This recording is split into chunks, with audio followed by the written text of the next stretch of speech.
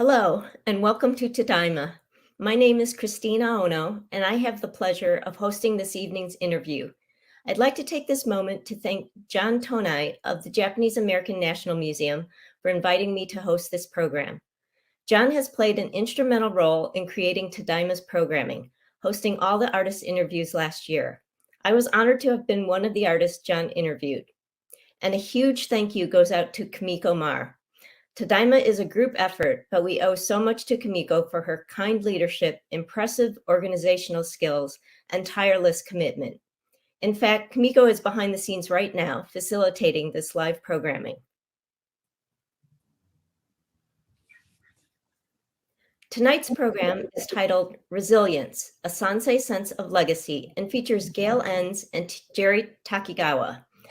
Gail and Jerry are the co-curators of the upcoming traveling exhibition, Resilience, a Sansei Sense of Legacy, that features artwork that centers on the enduring effects of the Japanese American concentration camp experience through the lens of Sansei artists. And full disclosure, Jerry and I are included in this show. We hope this interview will shine a light on the work of Nikkei artists and the power that their art has on telling the important stories of the community, our varied histories, and ongoing efforts toward justice for all. I first met Gail Enns in Washington, D.C., where she was owner and curator of Anton Gallery. Since moving to Monterey, California, Gail has become widely known as a curator, art dealer, and director of Celadon Arts and Green Chalk Contemporary. In her 30-year career, Gail has curated a number of exhibitions centering on the cultural influences of Japan on contemporary art. These include Transcendental Vision, Japanese Culture and Contemporary Art, Sand City, California, Assimilations, the Nippon Gallery, Japanese Chamber of Commerce, New York City, Inheritors of a Legacy, in conjunction with the 75th anniversary of the Freer Gallery, Embassy of Japan, Washington, D.C., and Rob Barnard, A Potter's Journey, Museum Jan in the Netherlands. Gail and our second speaker, Jerry Takigawa, co-curated an exhibition that is currently on view at the Monterey Museum of Art titled Shadows from the Past, Sansei Artists and the American Concentration Camps, which features the work of California artists, several who are also in the Resilience exhibition, Lydia Nakashima, Reiko Fujii, Lucien Kubo, Wendy Maruyama, Tom Nakashima, Masako Takahashi, Omi Judy Shintani, and Jerry Takigawa. Jerry Takigawa is a Sansei born in Chicago who now resides in Carmel Valley, California. Jerry studied photography with Don Worth at San Francisco State University, where he received a BFA with an emphasis in painting. Jerry is an independent photographer, designer, writer, and the co-founder of the annual PIE, Photography Plus Ideas Plus Experience workshop series, held at the Center for Photographic Art in Carmel by the Sea, California.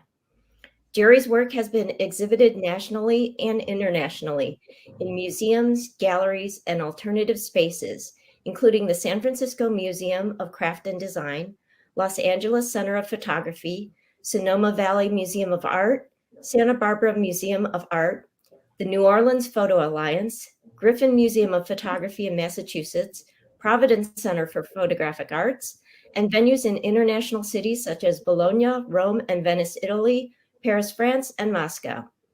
Jerry Takigawa has been the recipient of a variety of photographic honors and awards, including the Imogene Cunningham Award, the Critical Mass Top 50, the Clarence John Laughlin Award, the Rhonda Wilson Award, and Photo Forum Santa Fe's inaugural Annual Photo Award. He was nominated for the Santa Fe Prize, twice nominated for the Prix Pictet, and was a Lens Culture Fine Art Photography Awards finalist. I will now hand over the mic to our presenters, Gail Enns and Jerry Takigawa. Thanks for that. Thanks for the introduction, Kristine. I just want to give a little bit of background, a little backstory to the Resilience exhibition. So I have here an early statement of intention that we wrote when we were going to start producing Resilience. History is not a science, but an art. As an art based in the written record, it relies on the power of words to render the truth. But while words have the power to transform events and people, visual arts have an equal, perhaps greater power to shape our thinking. Art is transformative, and as such, this exhibition is conceived to serve as a catalyst, to cultivate social change around the issues of racism, hysteria, and economic exploitation in America. In 2016, I began a project called Balancing Cultures. It's an identity project that quickly merged with the mainstream racial and immigration issues. And in 2018, Balancing Cultures won the Curator's Choice Award from an organization called Center in Santa Fe, New Mexico. That fall, I attended the Center's portfolio review to do a presentation, and I met reviewer Kathy Dowell, director of the Midwest Arts Alliance of America. She was interested in Balancing Cultures and said to follow up with her after the review. So when I spoke to Kathy, she said while they had done solo exhibitions for touring, group exhibitions were more readily picked up.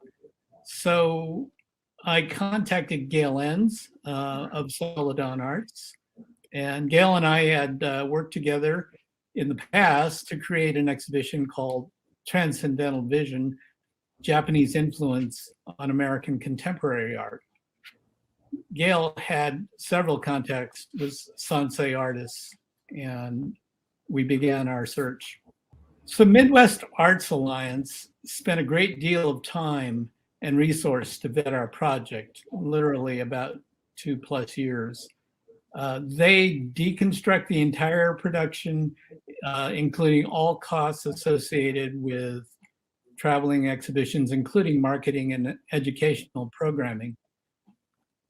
About 2.5 years after I met Kathy Dowell in Santa Fe, she let us know that Resilience was vetted and would proceed. So the Resilience tour begins in, I believe, March of 2022 and will run through mid-2027. It will probably be staged at approximately 16 venues throughout the nation. Wendy Maruyama is an artist, furniture maker, and educator.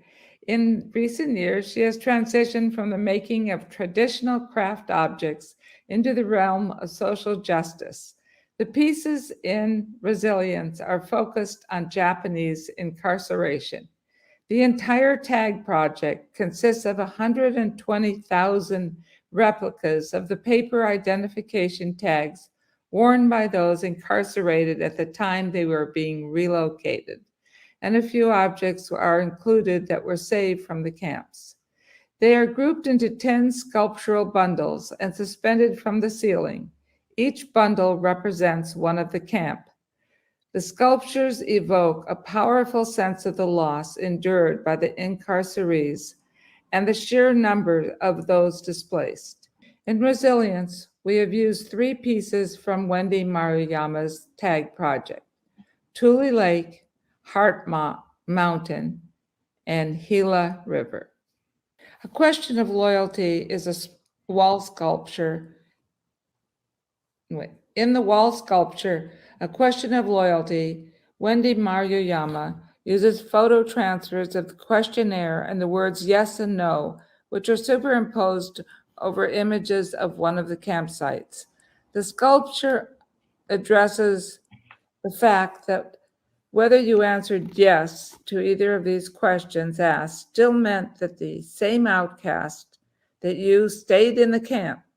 It meant the sculpture addresses the fact that when you answered yes to either of the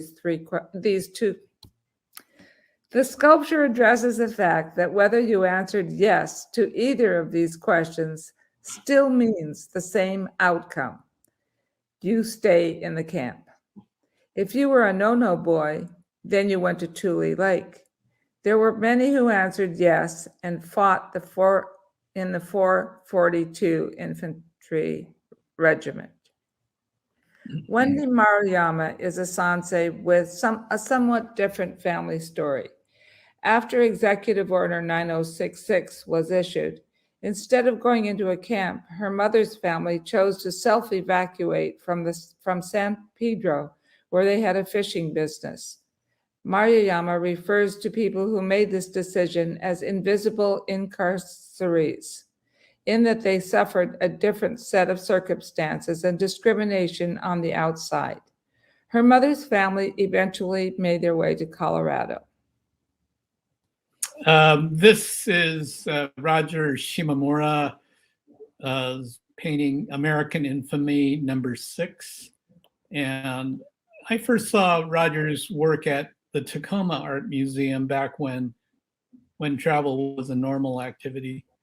His work is a melding of Japanese woodblock aesthetic with American comic book and pop art aesthetics.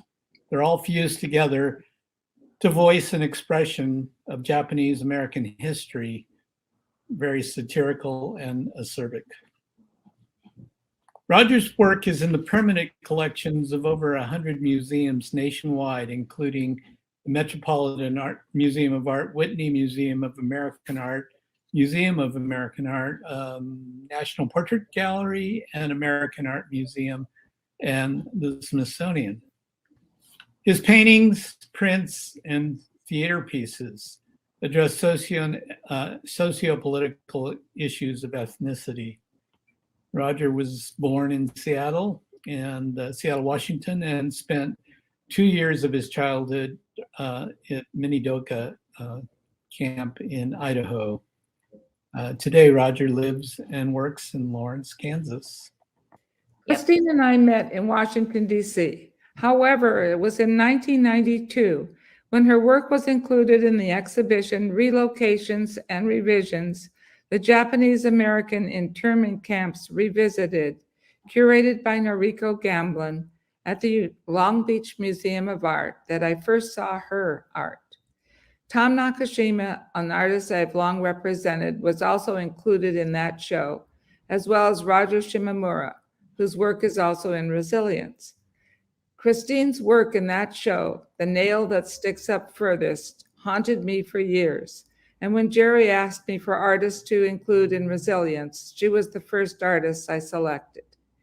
In Resilience, Kristine is represented by a sculpture titled The Daruma of Resilience. Aono's Daruma of Resilience is rather large, 60 by 48 by 48 inches.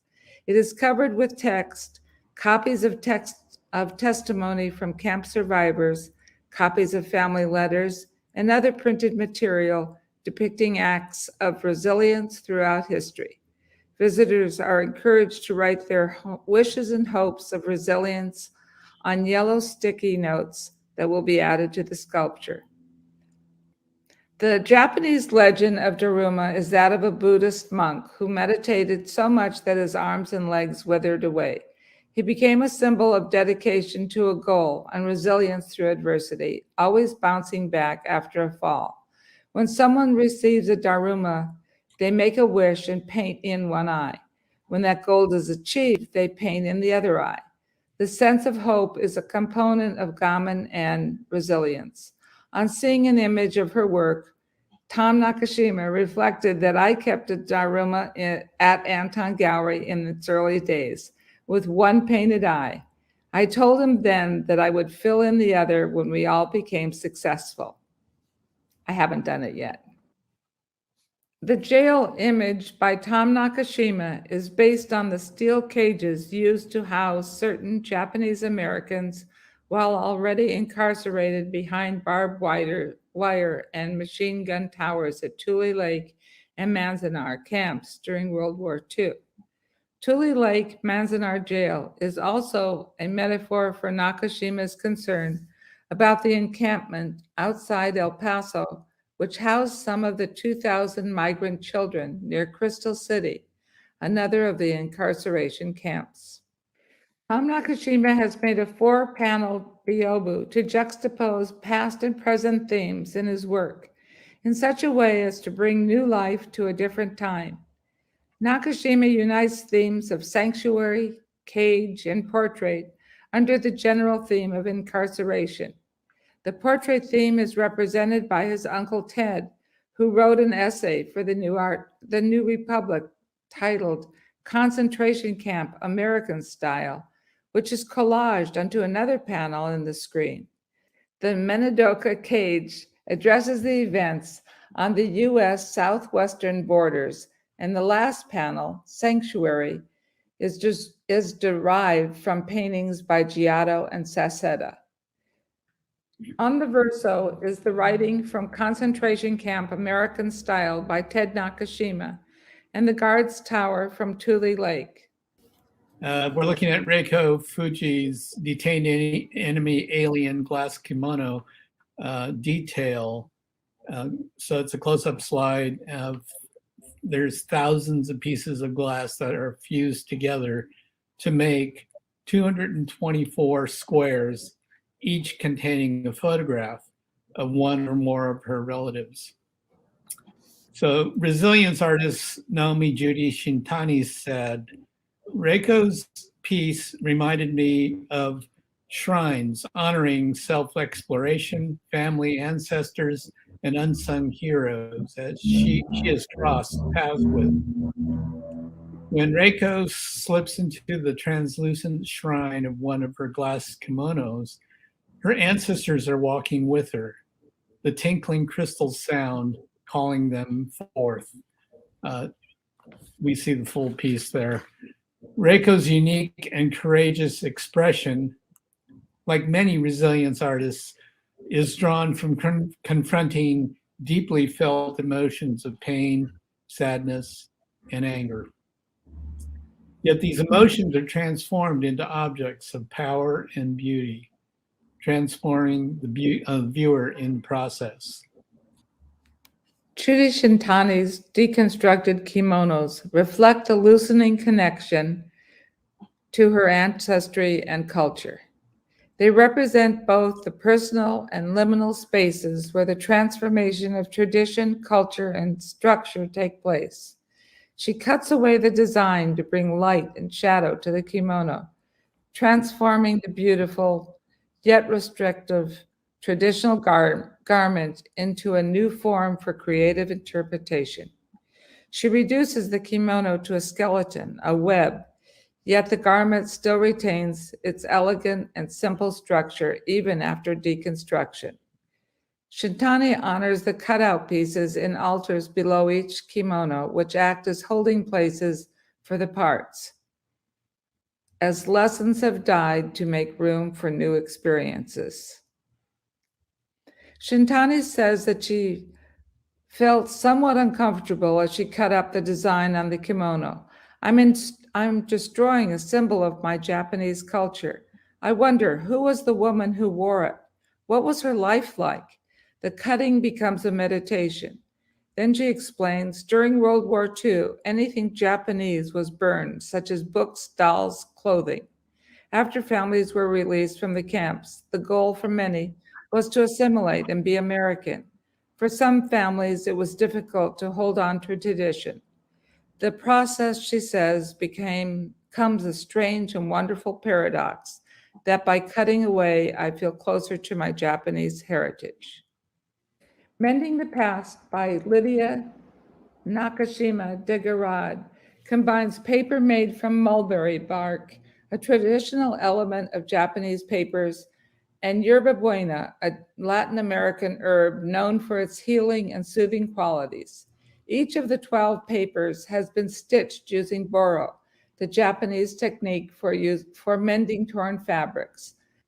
The images printed in the papers portray broadly the history of Japanese from their arrival in Latin America, working in the agriculture fields, which was their detainment during World War II, and their continued presence in the cultural fabric of Latin America.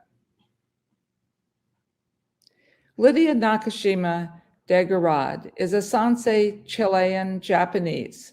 Growing up in Chile at the most southern edge of the Japanese diaspora, where people of Japanese descent were rare, She learned about the quiet resilience of the spirit from the stories that she heard from her parents and grandfather. World War II affected members of her family in different ways. Her father, who grew up in Peru, was the son of a scientist hired by the Peruvian government to start the aquaculture industry. He was spared from deportation, but had to report daily to the local police. Her mother's experience in Chile differed from her father's since the country, the last joining the Allies in 1945, didn't place any form of restriction on its small Japanese population. Her parents, however, lost all their Japanese relatives during the bombing of Hiroshima, their ancestral city, and grew up with a sense of cultural loneliness and a fierce individuality. Without a community of people sharing a common ancestry, she learned about the quiet resilience of the spirit from the stories heard from her parents and grandfather. Thank you, Gail and Jerry. It was great to hear how you conceived of the show and all the details. And now we're going to open this up to questions from our audience. So if you have a question for Gail, Jerry, or myself, please put it in the chat, and we would love to hear from all of you. Hello.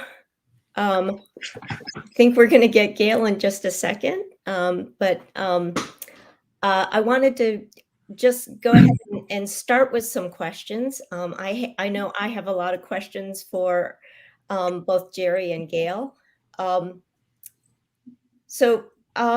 Jerry, I was wondering if you could tell us about some of the venues that Resilience will be shown at, and also if we've got, I know that there are some openings still available. This, as Jerry and Gail explained, the show will run from March of 22 into 2027. So some of the openings are still available. But Jerry, if you could speak to that, that would be great. Resilience is, I think it has booked about 10 venues. I think there's the potential for about 16.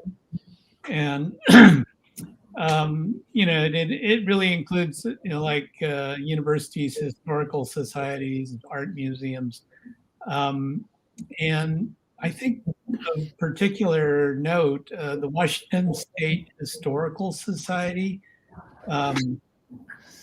in Washington State, which hosts the permanent exhibition Remembrance, the Legacy of Executive Order 9066.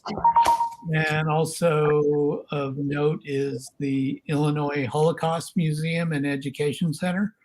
And that one regularly hosts exhibitions on civil rights abuses around the world. Thank you. Yeah, I did notice it's going to be at the Japanese American Historical Society or museum in Portland, Oregon also. Right. In, I think it's December of next year. Mm-hmm. And so if anybody is interested in the show coming to your town, you should see if there is some way that you can get it to your town. I know it's going to be at a location in Tacoma, Washington, and yes. There's a location in Texas, another in Pennsylvania. Yeah, we're excited about this. Another question I had was, I know that you specifically wanted to have Sansei artists featured in this show, Resilience. Can you speak a little bit to that? And also, I was wondering if you could speak a little bit about how you think maybe the artwork of the Sansei might differ from the artwork that Issei or Nisei artists do, or and also if you might want, what you might think about how Sansei art might differ from subsequent art made by the Yonsei, Gosei, and other generations after us. You want me to do this one, Gail? No, you do it. Okay. Well, let me just start by saying, the Sansei generation, literally is the closest generation to those who were incarcerated, and even Roger, who is Sansei Roger Shimomura, he was in the camps.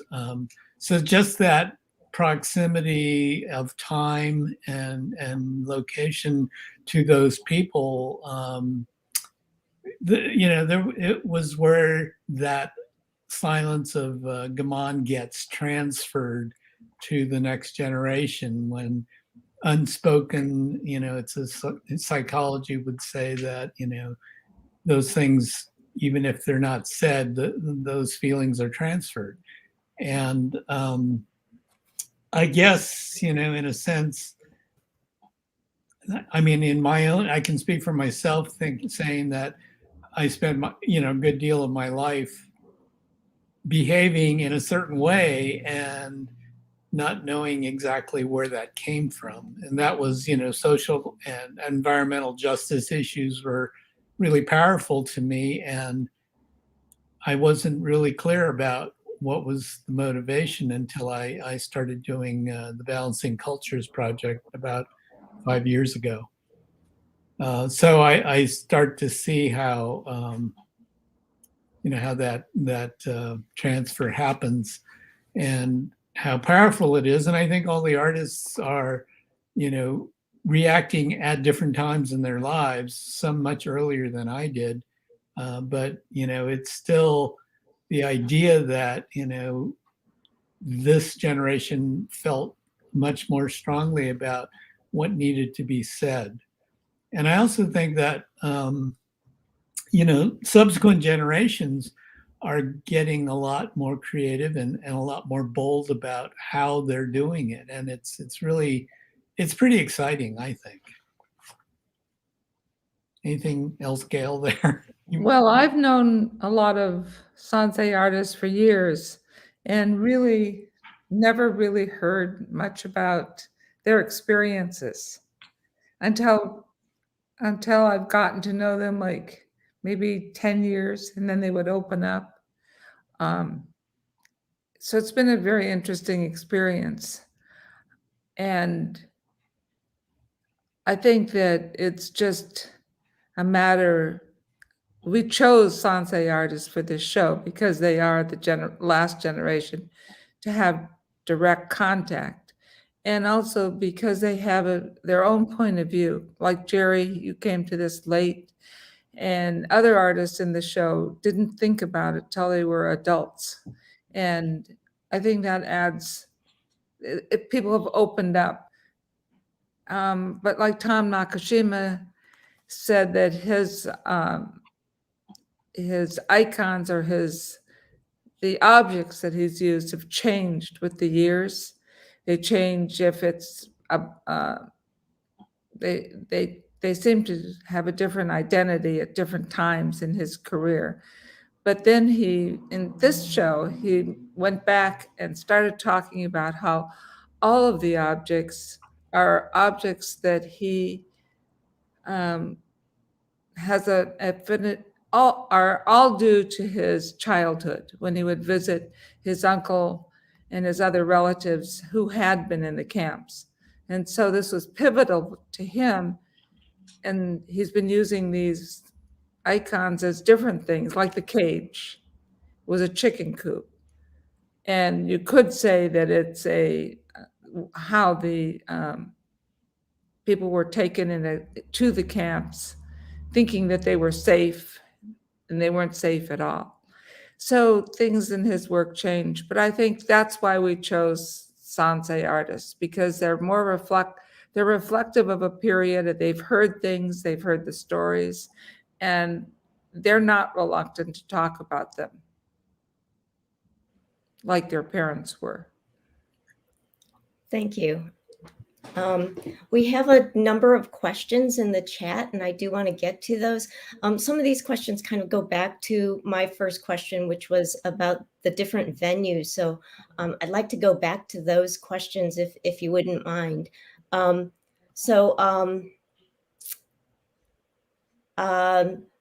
Fujiwara asks, will it be in San Francisco or Sacramento? Well, my solo show for Balancing Cultures is in Sacramento right now, at the Viewpoint Photo Gallery on J Street. Anyway, I don't know that it's scheduled. The Resilience show is scheduled for either a Bay Area venue yet. There are openings, like we said, and I think we've suggested some to Midwest Arts and to possibly approach these venues, but I don't know that any have signed up yet. Okay. And we do have Shadows in Monterey too. Shadows from the past, right. And it'll be on through January 8th. Yes, and in fact, since you bring that up, I do want to make a point of mentioning that I made an error in my introduction, because there are actually two shows at the Monterey Art Museum right now. One is curated by Gail, and the other is curated by Jerry. And the one curated by Gail is titled Shadows from the Past, Sansei Artists and the American Concentration Camps. And Jerry curated a companion exhibit that's titled The Resilience of Monterey, of the Monterey Japanese, which is sponsored by the JACL and Celadon Arts.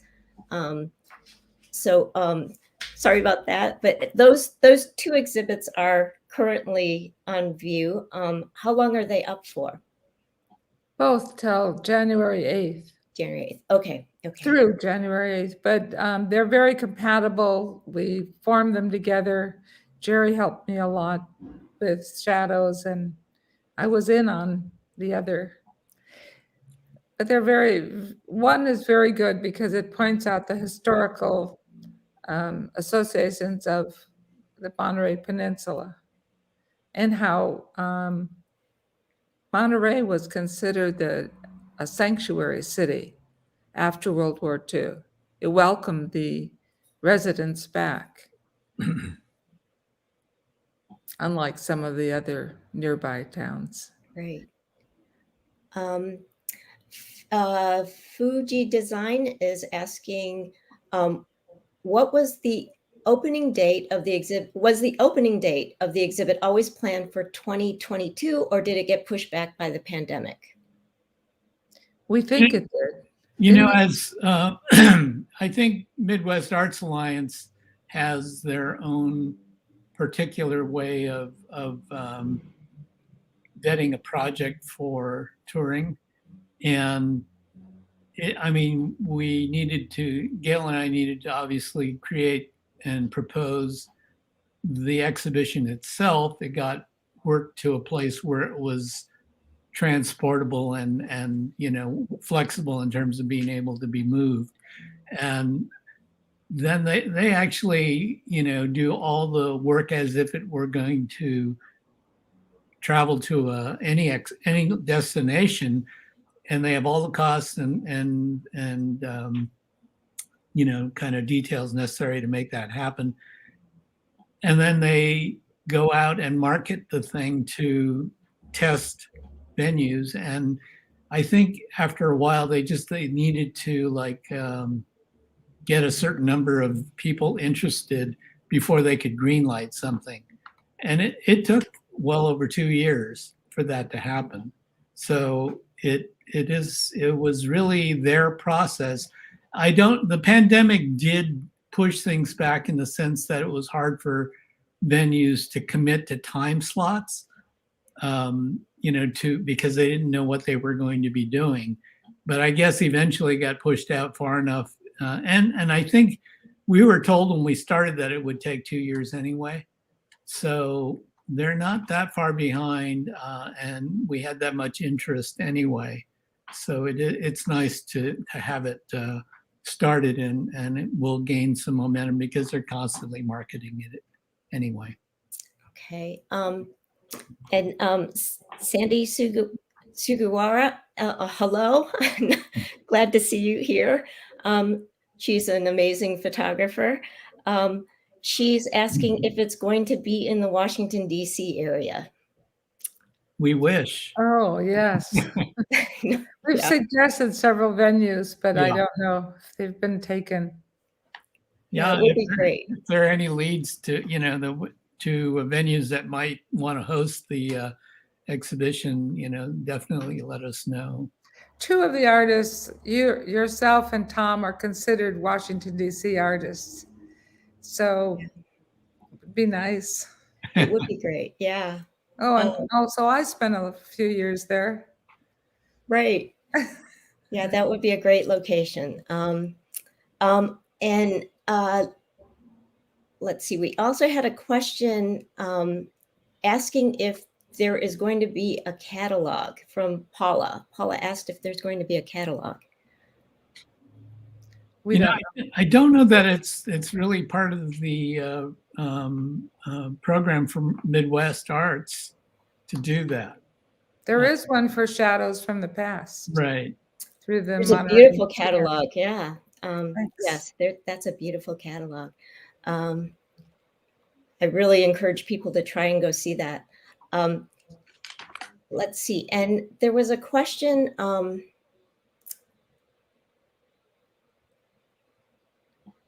There was a question for Gail from Sandy also saying, fascinating presentation. I have a question for Gail. She's been working with Japanese American artists for years. Has the interest from museums and other venues changed in recent times? I have never shown a Japanese artist or Japanese American artist as a Japanese or Japanese American artist, except for these two shows. So there's always been interest in their work, in the artists I've shown. It depends on a lot of times the subject, a lot of times what a museum is looking for. And I haven't personally had any problems showing any artists of any ethnic persuasion or background. But I think Stanford is openly saying we want to create more facilities for Asian American, and that would include Japanese Americans. And I know that the Smithsonian American Art Museum is planning to, or I don't know which part of the Smithsonian, but there is underway a new gallery being created for Asian Americans. So that will provide another space. There's no problem that I've encountered, though. And I think it's going to be easier because I know when the Asian hate came up, all of a sudden there were new venues. Venues wanted to show shows to show that they weren't prejudiced. But I've never treated art that way or artists. And I think I had at my own gallery. Well, I can read you that. Do you think there's time for? I think my interest in Japanese and Japanese artists is due to, no doubt, to my participation in a study trip to Japan while I was a student at USC. It was an unusual trip in that there were few American girl students traveling to Japan in the late 1960s. We were televised throughout our trip, hosted by the American Embassy and members of the National Diet, and schools where we went to schools where we participated in many discussions, tea ceremony, ikebana, and other art forms. We also visited art centers such as Shigaraki, where we met many artists and even bought some of their art. Much later, I opened my first gallery in Washington, D.C. on Capitol Hill, where most of the staff from the Smithsonian's Sphere Gallery lived. In the direction of my gallery, I was influenced undoubtedly by long hours spent with Thomas Lawton, at the time the director of the Freer. I was also fascinated by Charles Lang Freer's collection, which combined an Eastern with Western aesthetic.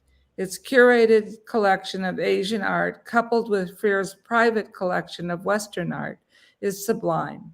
I strive to emulate this aesthetic at Anton Gallery. I was asked by the Japanese embassy to curate shows and curated a show with the wife of Ambassador Kuriyama at the ambassador's residence, which traveled to the Japanese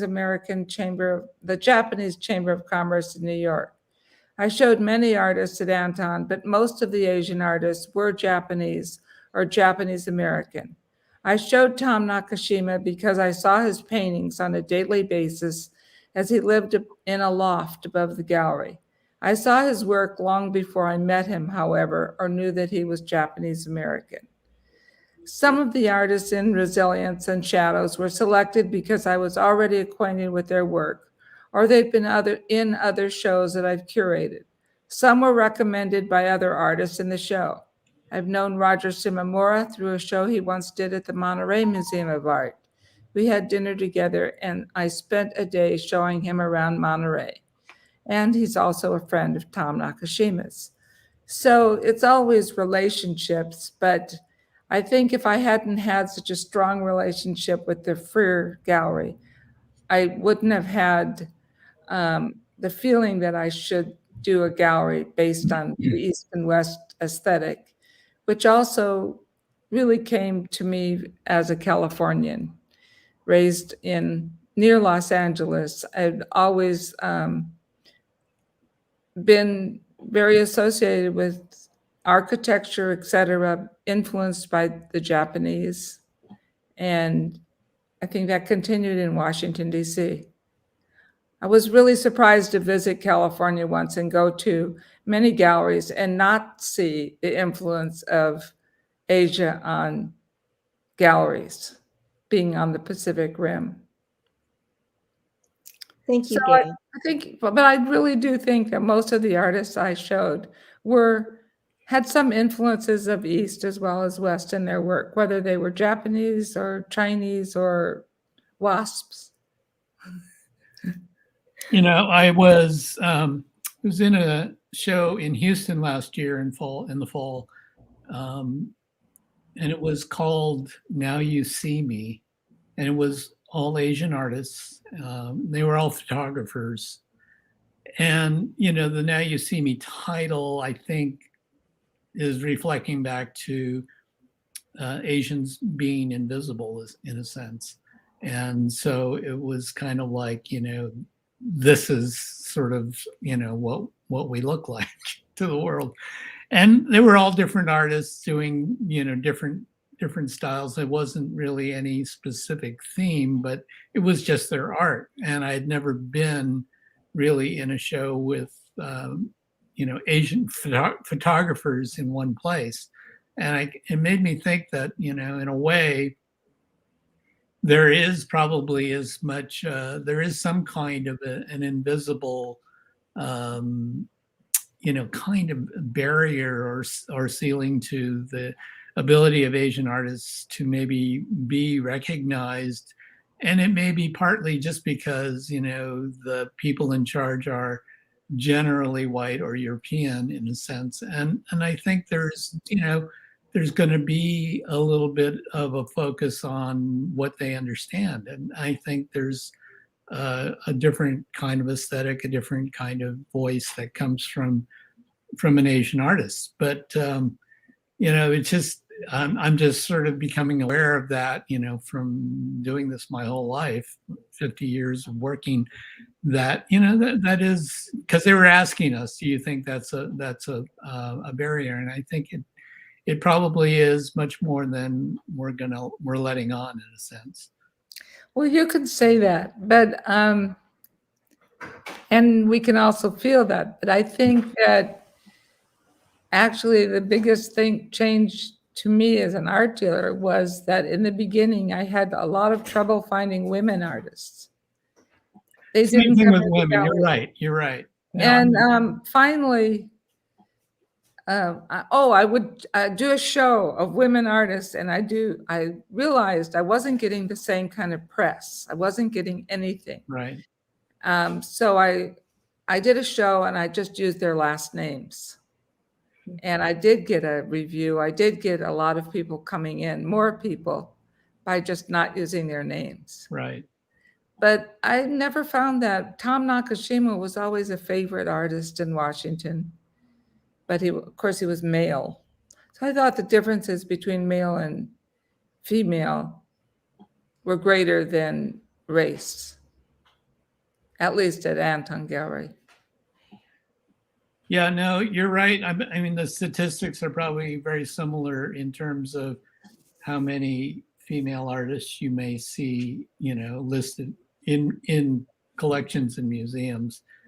It's pretty small in comparison to the male. But I'm not sure that the Asian thing might even be smaller in a sense. Maybe. To kind of piggyback on what you're talking about, a question just came up from Roberta Jeanette. Do these artists reside in different areas of the country? The JAs dispersed to different areas after the war, and I wonder if that influenced their art and what they connected to.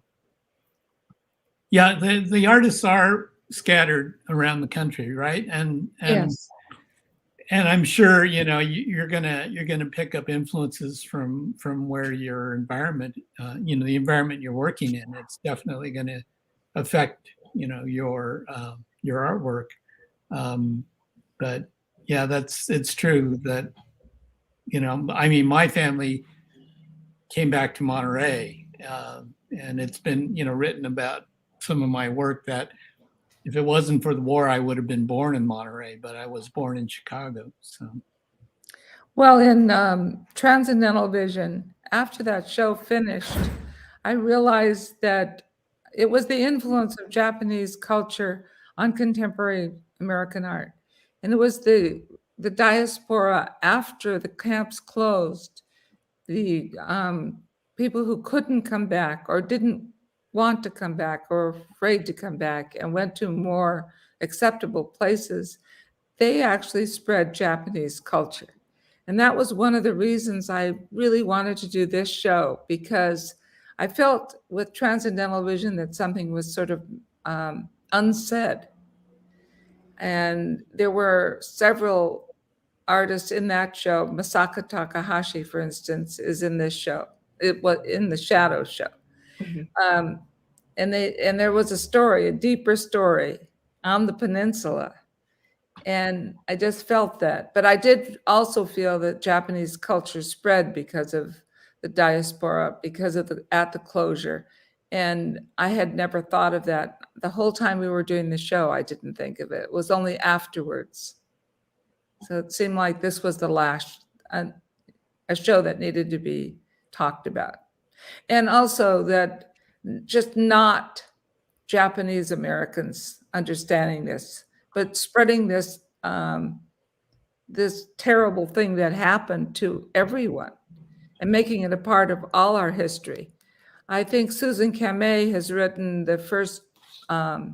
gave the first class about the concentration camps to a university class at USC a few years ago.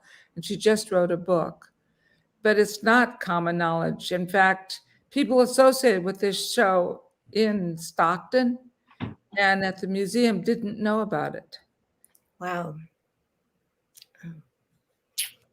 Thank you. I do want to point out that one of the participating artists, Reiko Fujii, is in our audience. And if anybody has any questions for Reiko, please go ahead and put that in the chat, and maybe she can respond also through the chat. But she is here. I'm wondering, is Judy here also? If any of the other artists from Resilience are in the chat, please let us know. And there is a question for Jerry from Sandy Sugawara. She wanted to know, she said she would love to hear how Jerry's Balancing Cultures project evolved. Would you like to speak to that, Jerry? It's a long story. Well, I'll try to make it short. But in the 80s, in 1982, I did a project called the Kimono Series, and it used Japanese fabrics and landscape and cityscape. And that was the first project that I ever did, and that it was sort of an embracing of my heritage, thinking that, I felt comfortable using these items, and, I didn't really see anybody else using them, but it meant something to me. So it was very personal.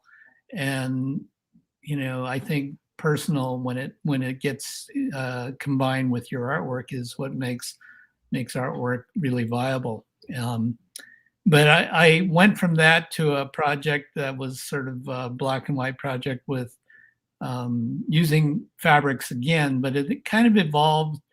It's called Landscapes of Presence, and it evolved into using photographs in the background as well as fabrics. And now I'm in the studio doing work, and so I think that project and the following one, which is involving ocean plastic, I was pretty much developing both a visual vocabulary of how to express something personal and also maybe a complex issue without really knowing I was doing it, in a sense. I mean, it was just my path.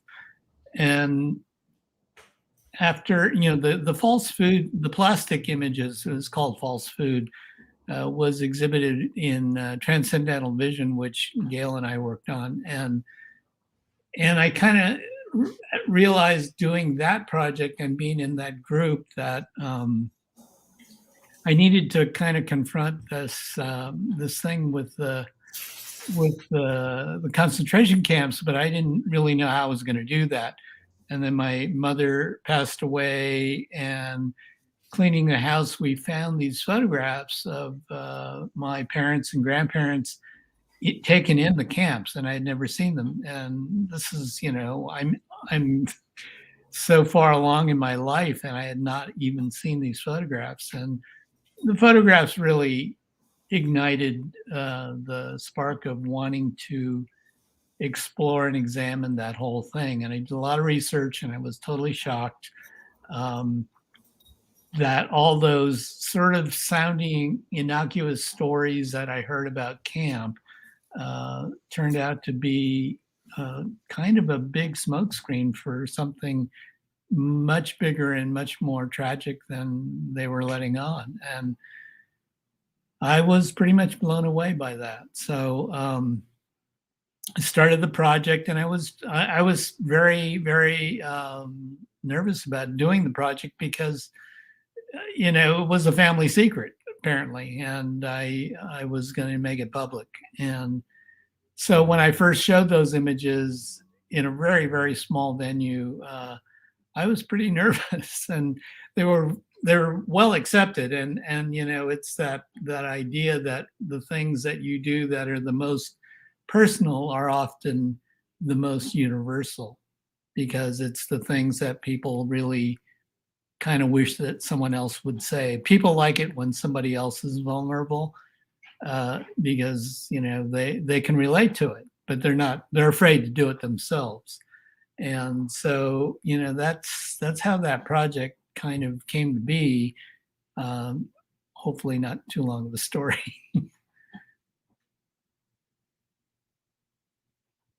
That's great. That's great to hear, Jerry, because that kind of answers one of the questions I had for you, which was just wondering what it was that got you to, because you've had such a long career, you've done so many different bodies of work, and so I was wondering what compelled you to to deal with the issue of the camps. I don't know. Maybe subconsciously, I was trying to do that my whole career, but I didn't have the language for it until I was much older. And then finding those photographs just kind of pushed me over the edge to do it.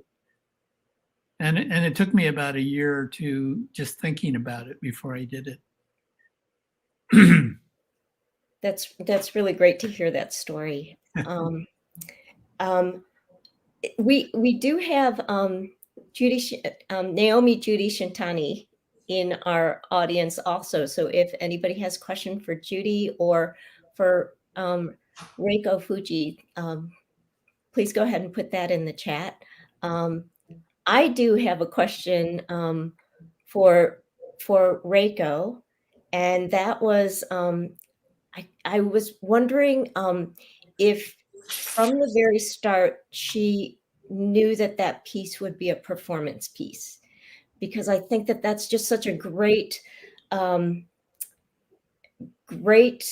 way of presenting it. I can only imagine how heavy that must be, but just the feeling of wearing that just seems really fascinating. So I was wondering, Reiko, if you could put in the chat if you had always intended for it to be a performance piece. Just a reminder that Reiko's piece is the glass kimonos with the images embedded in the fused glass. But she does do that as a performance piece, and she wears it, which is just fascinating. Jerry so vividly described the sounds that it makes, which I think would be really great to witness. Actually, it was Naomi's quote, I think. Oh, okay. She was describing it. Yeah, she's probably heard it, and I haven't. Great. Yeah. So, and let's see. I also wanted to ask Gail and Jerry, what was it that was it curating a show together where you first met, or how is it that you came to do shows together, and how many have you done together? Well, Transcendental Vision was the first, right? And we met because he was an artist in the show. I met him through the members of the JACL. They said that you really must get to know Jerry Takigawa. He's one of the best artists on the peninsula. And so I called him and met with him and invited him to be in the show. And then later learned that he was also a graphic designer, and he designed the catalog for the show.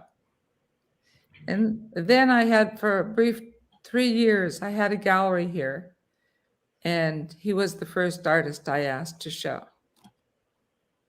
So goes way back, 15 years. No, 10 years, 7 years, some years. Okay, thank you. Oh, we just did another show, sort of, at the Carl Cherry Center. You were instrumental in bringing some artists to that show.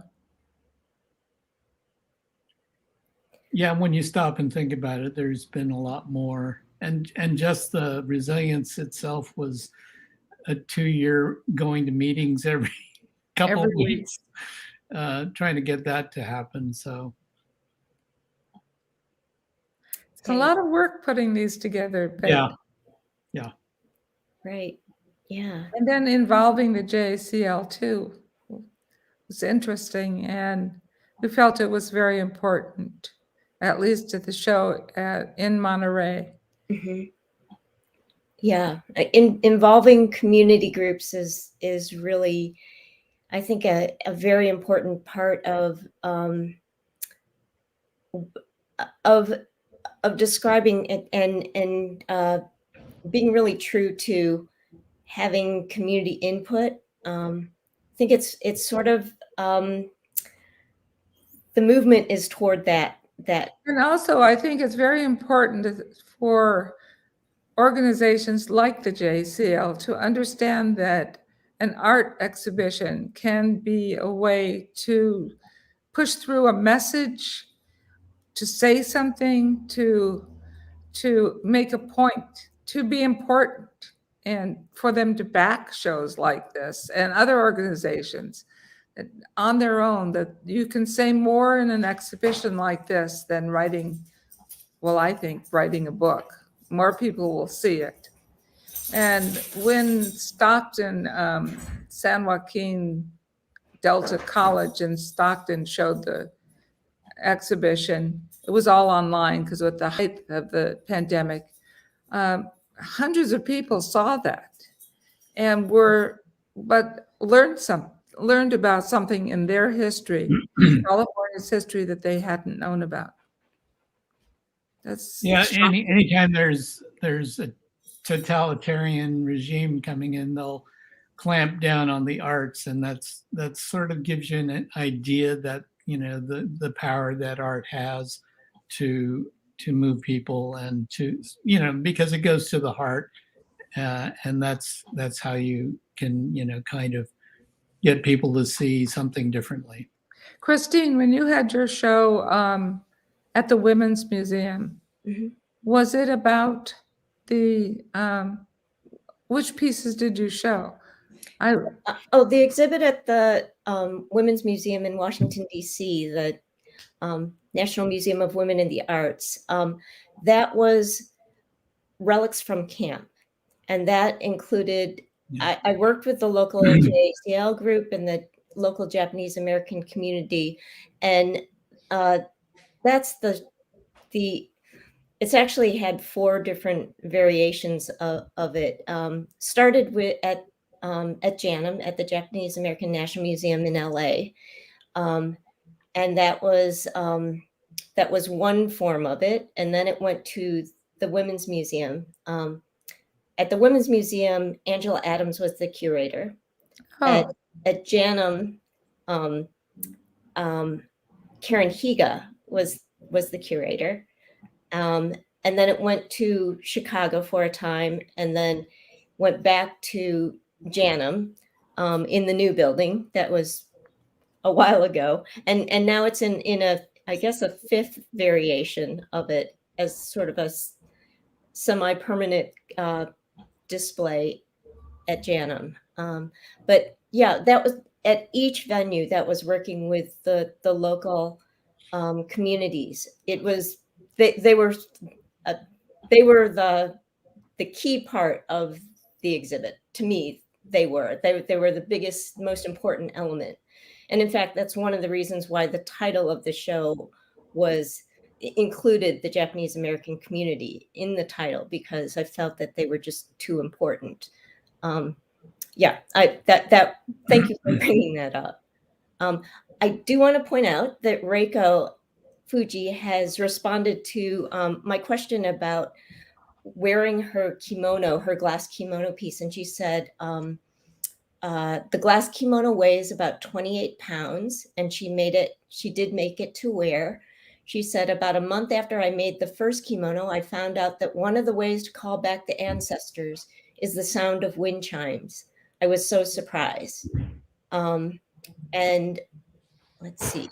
And then she also said that putting out family secrets out in public has made me nervous too, but finding others who went through similar experiences is healing.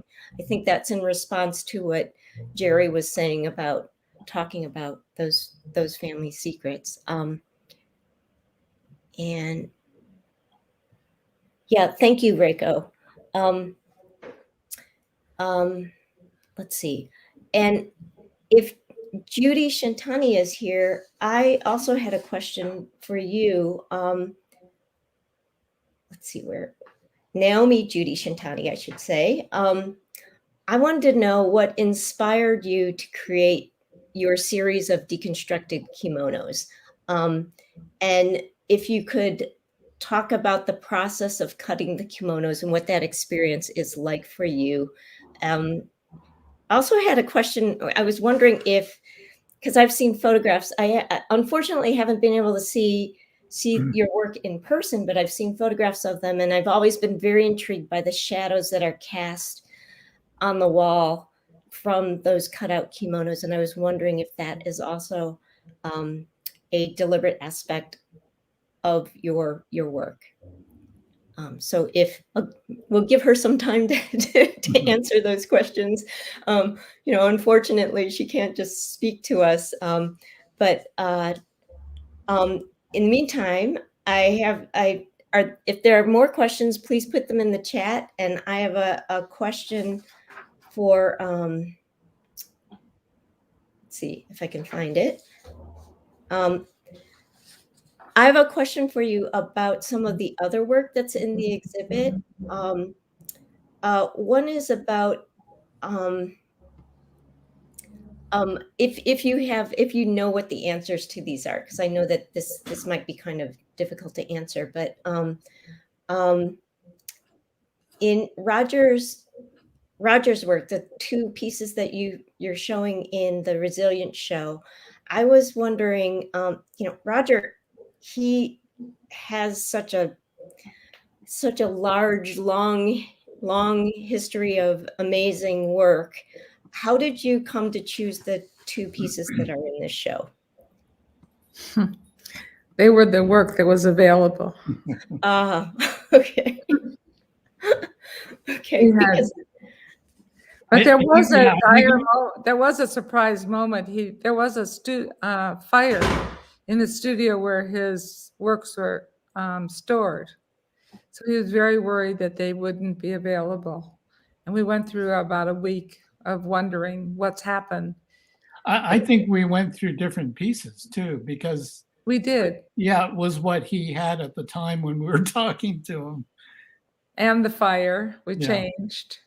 So we've changed a few times, but we came back to the original pieces. Thank you.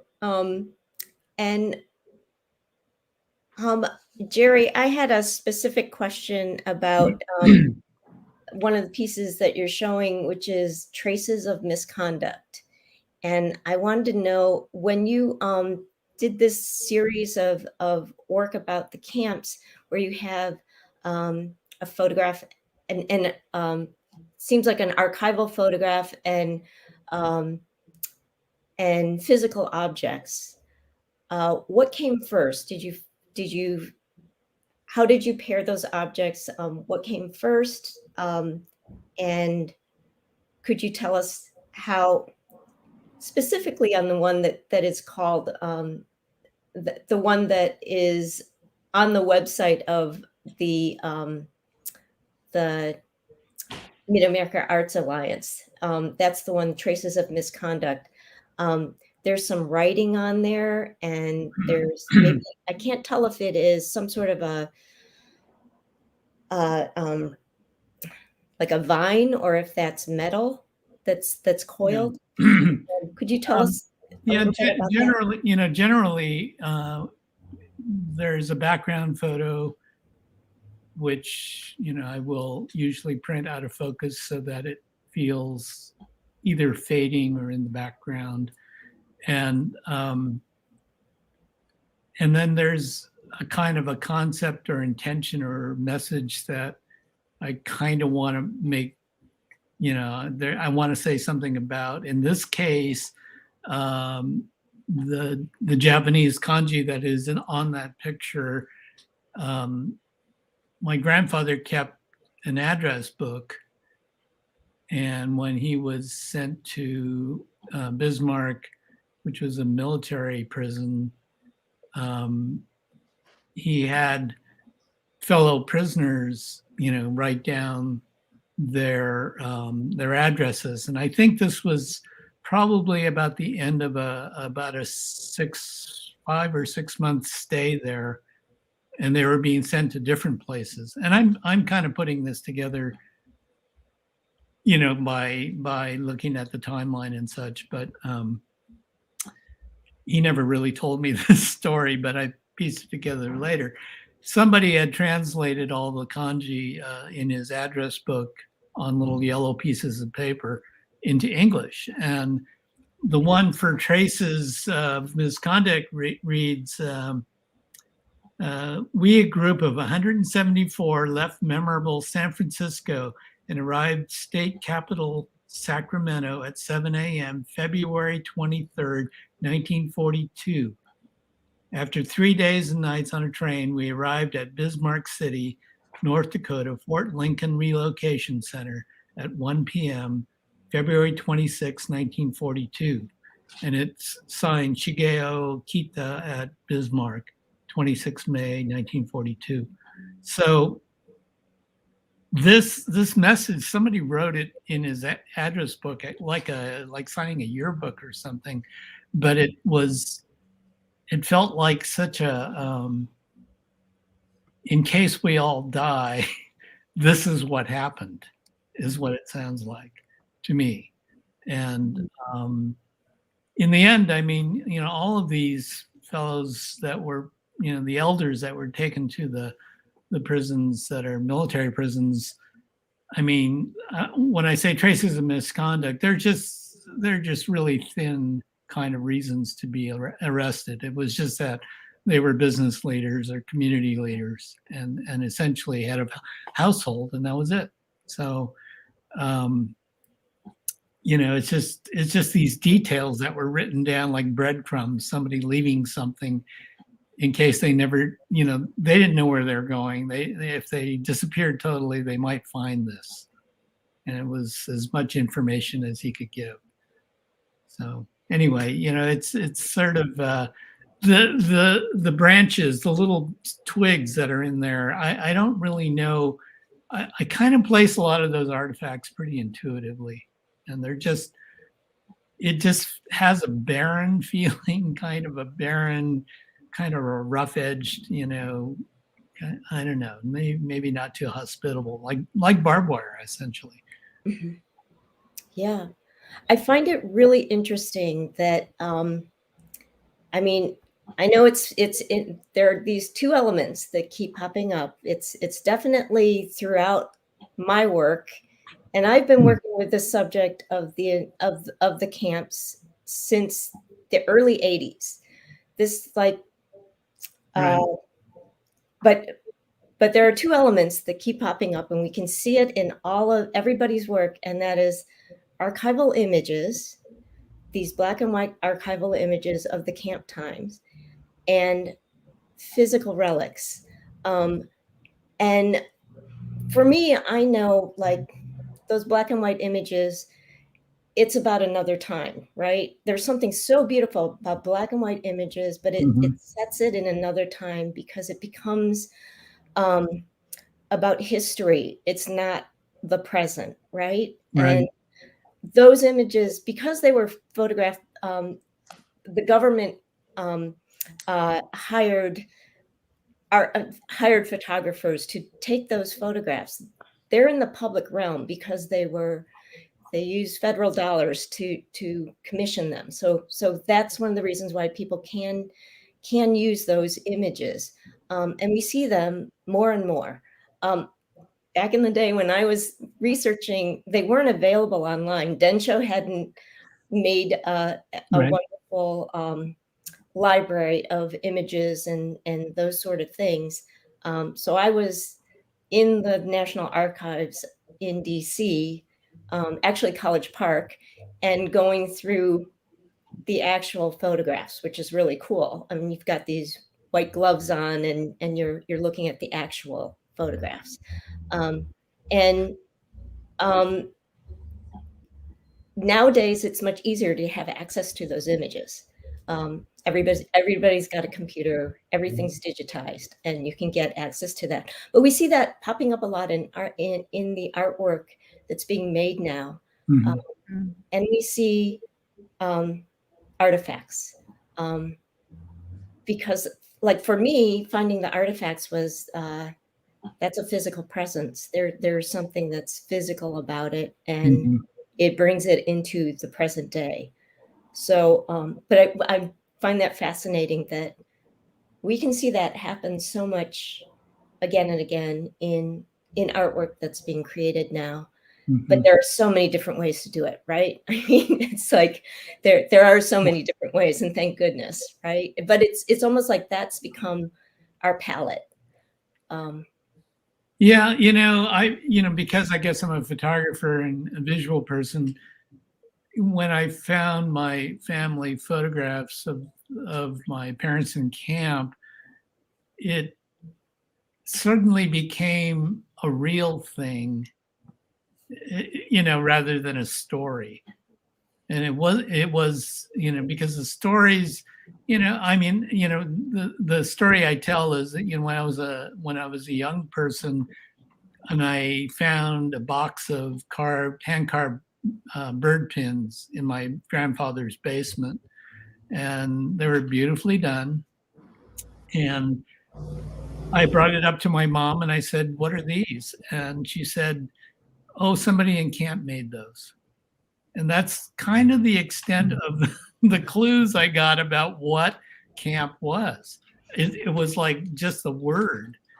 And until I saw them standing in front of the barracks, in the camp, it didn't seem, it became real all of a sudden.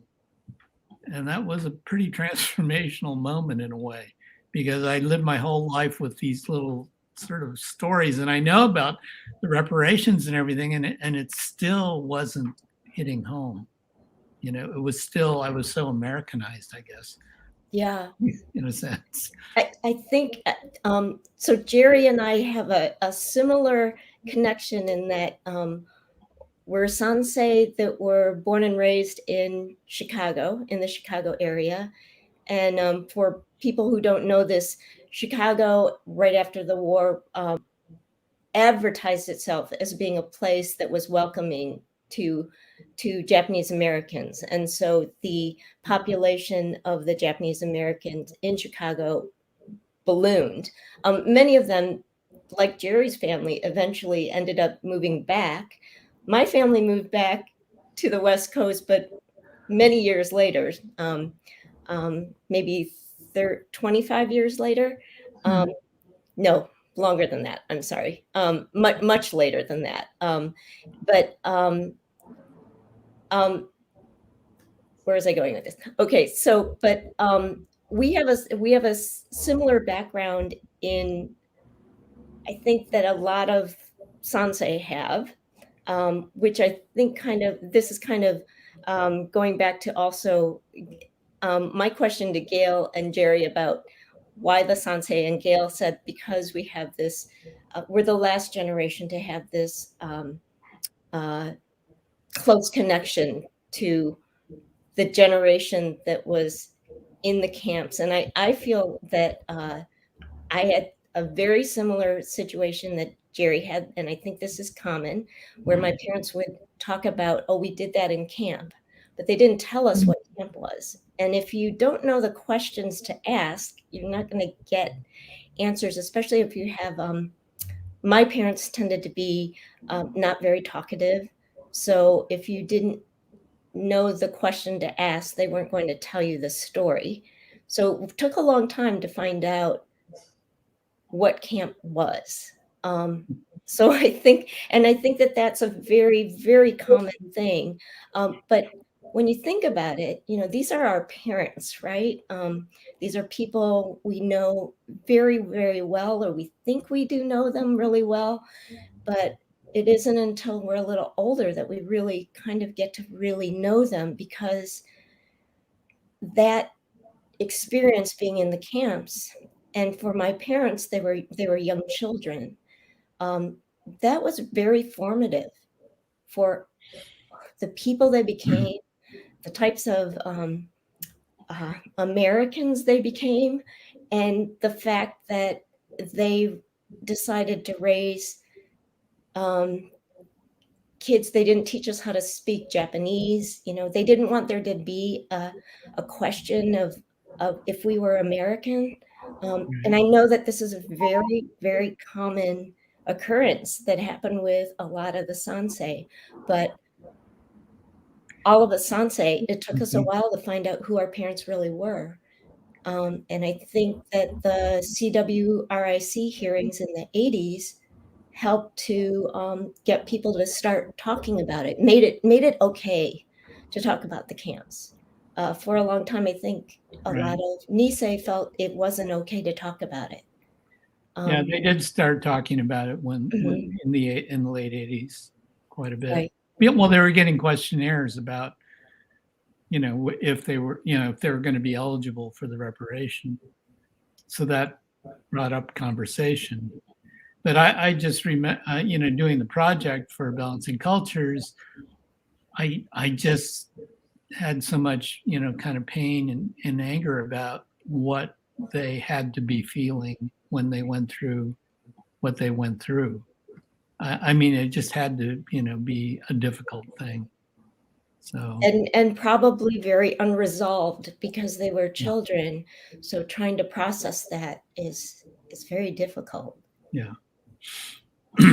I wanted to get Judy. I wanted to get back to Judy Shintani. I had asked her questions about her kimono piece, and she said the cutting of the kimonos became a meditative process and a tuning into loss of my culture due to the incarceration. The shadows and the light created by my alterations are a very important part of the work, perhaps the most important outcome of it. She says, I have also done cutting performances. It is quite shocking for viewers to experience me doing this live. She says, it's important that the deconstructed kimonos are not created in a violent or destructive manner, but done with respect and honor. Thank you, Judy. Really great to hear from you about that. And also, Reiko Fujii said, she said, my last kimono of 5, Detained Alien Enemy, was based on the black and white photos my family, friends, and acquaintances let me use. She said, finding the black and white photos in Izumi, Japan, at my father's family home was the inspiration for making my first kimono. Thank you. Also, I was wondering, Reiko, if you could tell us a little bit about in the Resilience show. In addition to Reiko's glass kimono, there's a video that she has created, and I was wondering if she could talk a little bit about what the video is like. It's called Detained Enemy Documentary, done in 2017. And while she's writing, I was wondering if you could, if Jerry and Gail, if you could tell me a little bit about Lydia Nakashima Degarrod's work. Her work is the one that is stitched and on what kind of bark is it? Oro paper? Oro paper. If you could talk about the images that she's using and the process that she used to, it looks like it was transferred onto the bark, possibly. Yes. Okay. But I didn't really go into the detail. That was so long ago, 2 years ago. I think the images, what they are, is more important, that there are farmers and there are people in South America who were Brazil was the second largest population of Japanese outside of the U.S.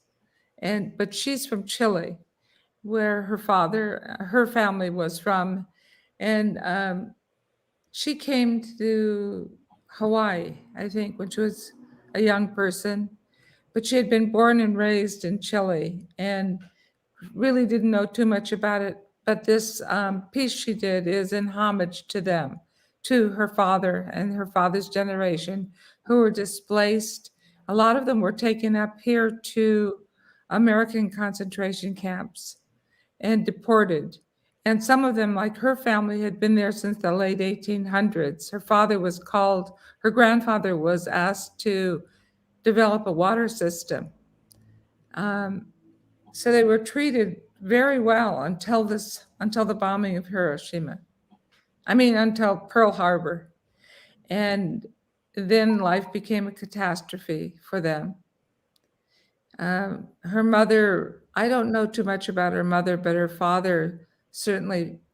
Where do you know where he fled from, Jerry? No, I'm not Chile? familiar. Which I country? believe it was Peru. He was, Right. yeah. But in Chile, there were very few Japanese, so they were much more accepted than in Peru, where they were asked to leave. So she had the same experience in a way as was being experienced up here. Only we included her in the show because it's even less well known. Very few people know about that. Americans know about that whole time period, that there were so many people in South America of Japanese descent who had assimilated, who spoke Spanish, who many didn't even speak Japanese anymore. So it's just shocking. And the other thing Jerry has told me about that I had not really thought about it, but the Japanese are the only people who had to be immersed in American life twice. First when they came, and then after the war. They had to almost start again. What a terrible stain on our history. And it's not well known, that it's not talked. I asked one of my grandsons, did you ever learn about this in school? And I know I hadn't. And he went to California schools and he said, yes, a teacher read a story one day. She had a library book. And that's the extent of what he knew. So I think the one thing that should come out of this is that it should be a part of American education. And it's not a Japanese American thing. It's all of us. Yeah, well, like so many events in American history that are pretty much, just a mention or distorted in some way. And they're all the embarrassing times in American history when their mistakes were made, and they just don't seem to want to, own up or acknowledge the fact that, this just happened. I mean, it's almost worse when you hide it. It's sort of, it gives it more power than it needs to be. I mean, Okay. Somebody asked us why a lot of the work seems to be sculptural. I can say that I did a show a few years ago for the Monterey Museum called The New Domestics, Finding Beauty in the Mundane. And I think when we got shadows up mounted at the Monterey Museum, several people who were working on it had worked on The New Domestics, and they said, well, this could be The New Domestics too. And I hadn't even realized how I had changed in my feelings about art, that there's hardly a painting in the show. It is much more sculptural. There are prints, photography, and installations. And I think it's just because it's a new acceptance. At least I see an installation like I see a painting now. So I think it's growth.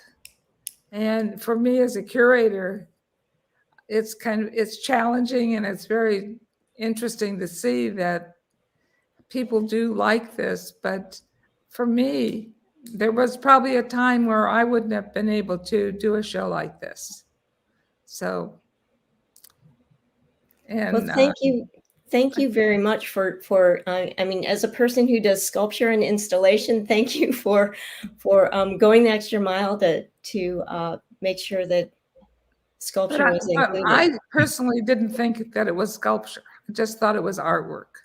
And I'm sure, Jerry, we never had a discussion ever about, is this art? Should we have more painting? Should we have more of this? Should we have more of that? We accepted the artwork from the artist because we felt it was very serious, very well done, very, very exactly what we were looking for. But to that point, it's interesting that the men in the exhibition are largely more the two-dimensional artwork, and the women tend to be a little more dimensional. That is interesting. Yeah. Well, we're going to have to wrap this up right now. I do want to thank Jerry and Gail for a really interesting talk, and for all the artists that are part of the Resilient Show. Naomi Judy Shintani and Reiko Fujii, thank you for joining in. And Kimiko, thank you for all your help. And John Tonai, thank you too. Thank you all for joining us tonight. And there are links in the YouTube video that show each of the artists' websites and information about the Resilient Show.